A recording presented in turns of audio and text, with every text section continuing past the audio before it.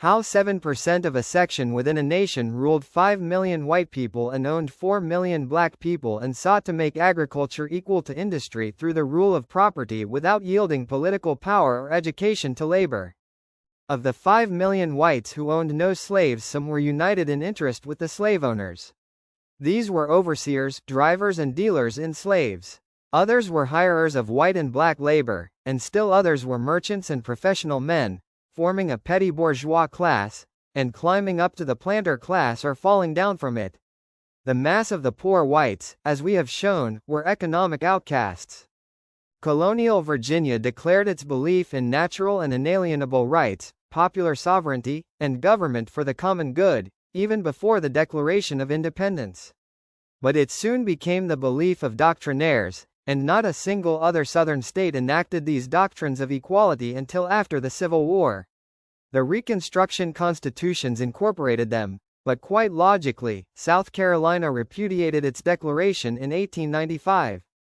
Into the hands of the slaveholders the political power of the South was concentrated, by their social prestige, by property ownership and also by their extraordinary rule of the counting of all or at least 3/5 of the Negroes as part of the basis of representation in the legislature. It is singular how this 3/5 compromise was used, not only to degrade Negroes in theory, but in practice to disfranchise the white South.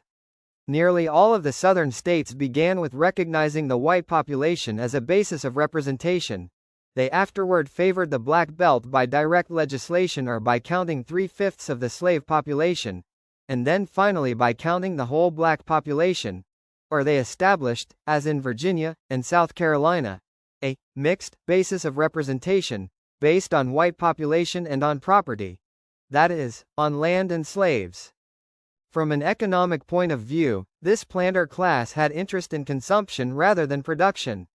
They exploited labor so that they could live more grandly, rather than primarily for increasing production.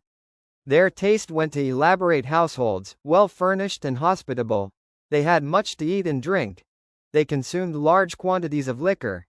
They gambled and caroused and kept up the habit of dueling well down into the 19th century. Sexually, they were lawless, protecting elaborately and flattering the virginity of a small class of women of their social clan, and keeping at command millions of poor women of the two laboring groups of the South.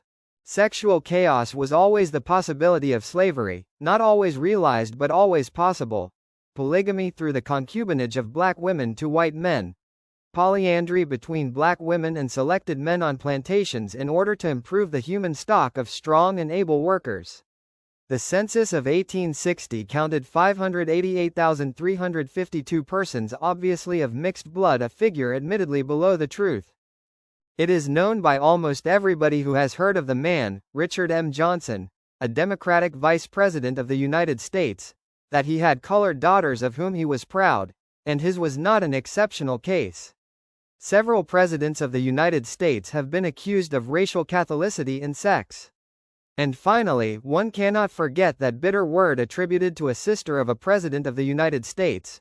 We Southern ladies are complimented with names of wives, but we are only mistresses of seraglios.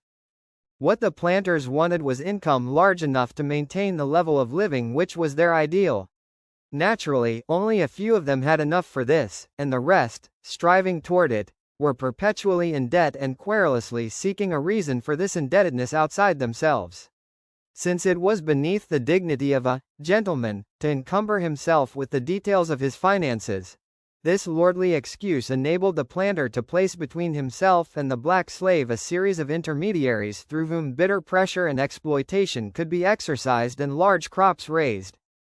The South had but one argument against following modern civilization in this yielding to the demand of laboring humanity. It insisted on the efficiency of Negro labor for ordinary toil and on its essential equality in physical condition with the average labor of Europe and America. But in order to maintain its income without sacrifice or exertion, the South fell back on a doctrine of racial differences which it asserted made higher intelligence and increased efficiency impossible for Negro labor. Never in modern times has a large section of a nation so used its combined energies to the degradation of mankind.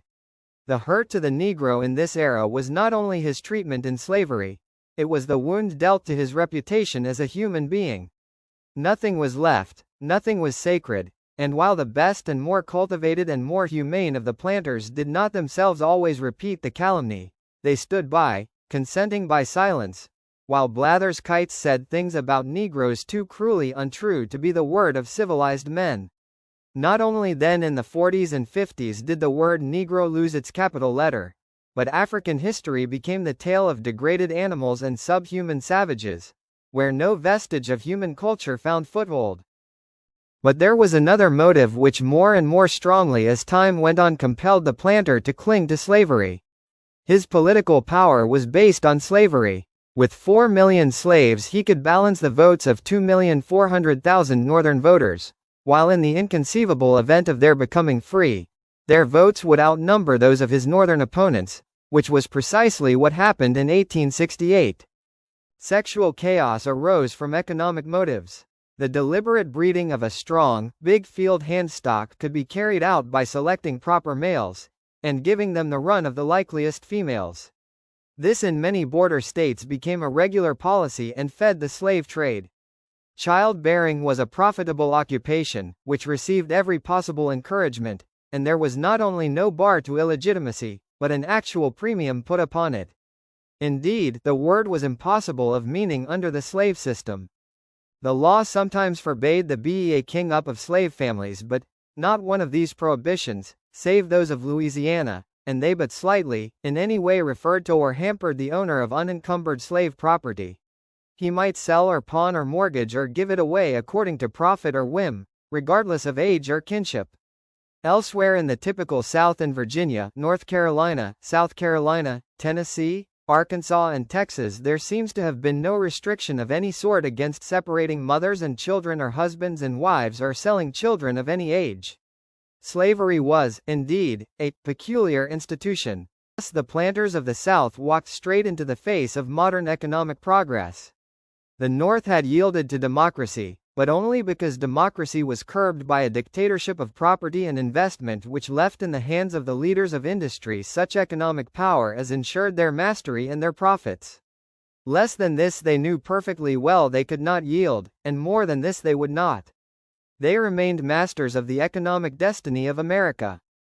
In the South, on the other hand, the planters walked in quite the opposite direction, excluding the poor whites from nearly every economic foothold with apparently no conception of the danger of these 5 million workers who, in time, overthrew the planters and utterly submerged them after the Civil War. And the South was equally determined to regard its 4 million slaves as a class of submerged workers, and to this ideal they and their successors still cling. Calhoun once said with perfect truth, "There has never yet existed a wealthy and civilized society in which one portion of the community did not, in point of fact, live on the labor of the other." Governor McDuffie of South Carolina said, "God forbid that my descendants, in the remotest generations, should live in any other than a community having the institution of domestic slavery." The South was too ignorant to know that their only chance to establish such economic dictatorship and place themselves in a key economic position was through a national economy, in a large nation where a home market would absorb a large proportion of the production, and where agriculture, led by men of vision, could demand a fair share of profit from industry. When, therefore, the planters surrendered this chance and went to war with the machine to establish agricultural independence, they lost because of their internal weakness. Their whole labor class, black and white, went into economic revolt. The breach could only have been healed by making the same concessions to labor that France, England, Germany and the North had made.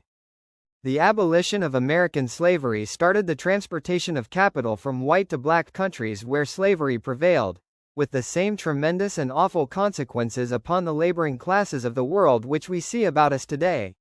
When raw material could not be raised in a country like the United States, it could be raised in the tropics and semi-tropics under a dictatorship of industry, commerce and manufacture and with no free farming class.